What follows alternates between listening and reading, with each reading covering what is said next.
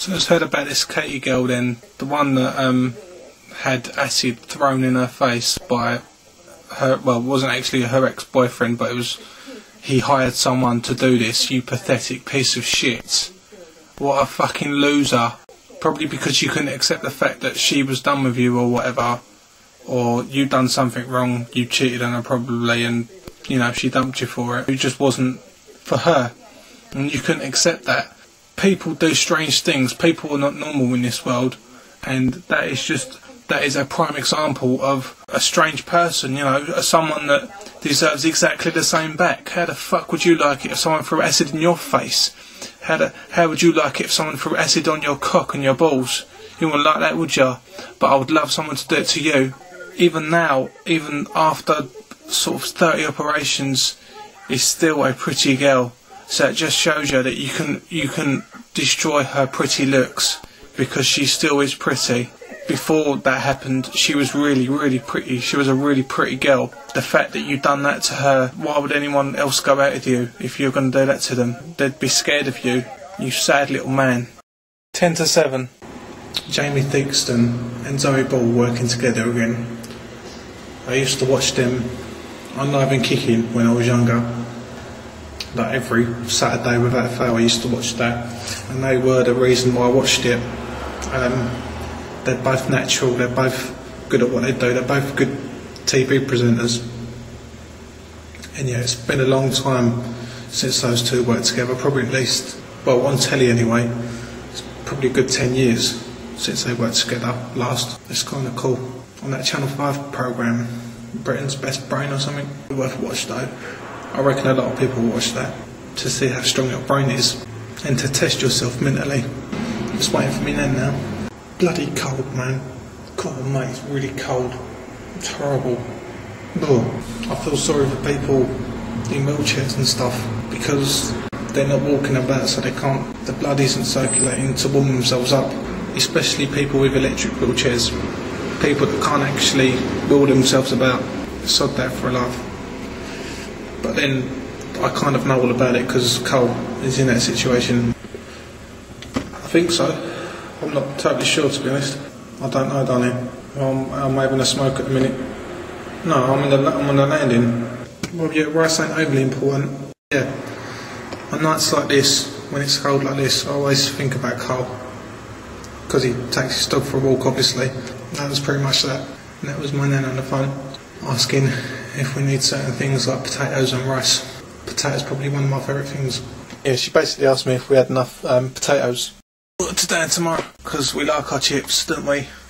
Everyone likes chips. If you don't like chips, then you should try some. Try chips and cheese and mayonnaise, and good, man. You can pretty much have chips with anything and it'll go. You know, you can have pie and chips, or you could have chicken and chips, or any kind of meat and chips. Chips on their own. You can pretty much have chips with anything. Chips. It's all about chips. I love chips. I do love chips. Chips is what it's all about. And it's also about Coca-Cola. I like Coca-Cola. It's probably my most favourite drink in the world, besides tea. And Coke. Can't go wrong. I don't mind having a good water now and then, like Evian or whatever. Just water in general. I don't really have to be Evian. I just prefer that because it's nice. I know it just tastes different from any other water. Maybe I'm the only one that thinks that. I'm probably not though. I reckon there's other people that feel that as well with that water. That particular brand. I don't know what I'm having for dinner tonight. It'll involve chips, I know that. Without a doubt, here comes my cat, look. Here comes my cat, look. Hello, mate. You alright, mate? Hello, mate. You alright? Yes. There's my cat. You alright, mate? You're a good boy, yeah. Michael Jackson. What a shame that was. What a bloody horrible shame that was. That man died at 50. It's a tragic thing that shouldn't have happened. That man, even though he's done things in the past that, yeah, I don't agree with, they're only allegations. The guy was a bit of a strange person anyway, you know, he's not really all there in head. His upbringing probably didn't help in his life. The fact that he was on his way back to where he should be, and that is on top of the charts and doing concerts and stuff like that. 50 dates, all sold out, probably would have put him back on top of the mountain without a doubt. Up there with Madonna, because Madonna is still up there. Madonna still makes great music, especially her newest song, Celebration. a great Madonna song and a prime example of a great Madonna song. It's a shame about Michael Jackson. I was a Michael Jackson fan. I still am a Michael Jackson fan. His last album, Invincible, wasn't all that. It was okay. There were certain songs on it that I did like Unbreakable, Invincible, a couple of other songs on there that I liked. Whatever Happens is a good song. Privacy is a good song. Break of Dawn is a good song. Yeah, Threatened is a good song. And there's a few good songs on there. There's about 6. I know there's about 14 songs on there, but you know, not every song on every album is good. You only get the occasional, whoa, that's a really good song. Yep, that's that. 10:30. 10 to 9. 11 o'clock now. We'll go run for today. Sort some stuff out. Do some laundry that I didn't do last week. I should have done it last week, but I didn't get round to it. Had enough for the weekend and for a couple of days, so I made do basically. Going around Bats tomorrow. It's good to see Ginge back. Kind of miss Ginge. In a strange way. Ginge is all good. You might know him as Buddha Bum Boy. That's if you go on his channel. You might have found his channel through mine or my channel through his. Pretty much go around every single weekend. It's the way it is. Things will never be the same. I bloody love dogs, I do. I really do. Don't get me wrong, I love my cat. I just love dogs.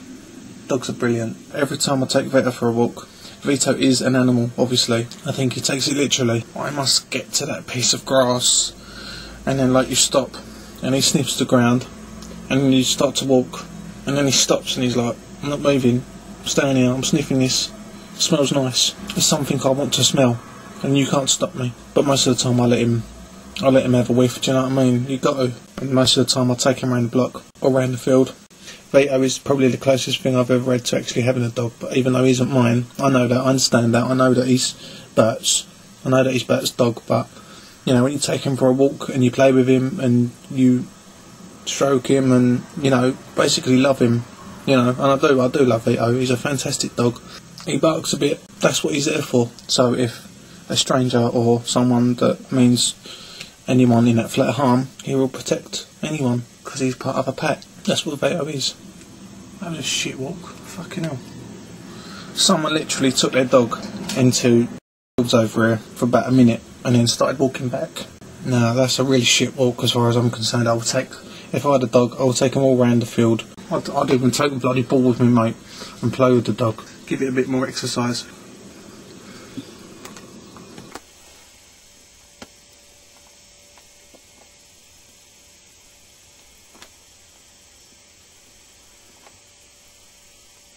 I just made eggs with chicken and onion and chive cheese. It's quite nice. I had that on toast. Highly recommended.